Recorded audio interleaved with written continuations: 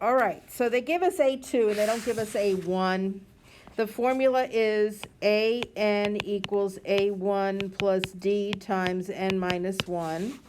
So here, finding A1 would be easy. So if A2 is -1, you have to subtract 10 from something to get to -1. That means you have to add 10 to get to A1. So A1 would be 9. Does everybody see what I did? Yeah.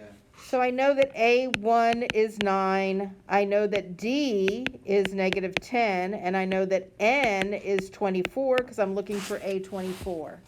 So this is pretty easy. A24 equals 9 plus -10 times 24 minus 1. Go. So the answer is -221. So those are pretty easy. You just go backwards to find the A1. But then when you get to the last part, like number 7, it's a little bit harder. So let's do number 7. So here they gave you A18 and you don't know what A1 is. You can keep subtracting 6 to get to A1, but I don't recommend that because you're going to make a silly mistake and be wrong, okay?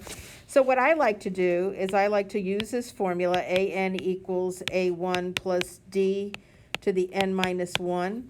And if I was given A18, that is my answer here, and I need A1. D is 6 to the, if this is 18, it would be 18 minus 1. Everybody understand what I did? 6 times 17 is what? 102. So 131 minus 102 equals A1, and then we've got A1, which is?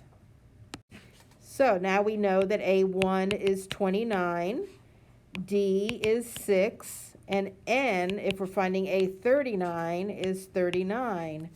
And we put it in our formula, and it's A39 equals 29 plus 6 times 39 minus 1. Go.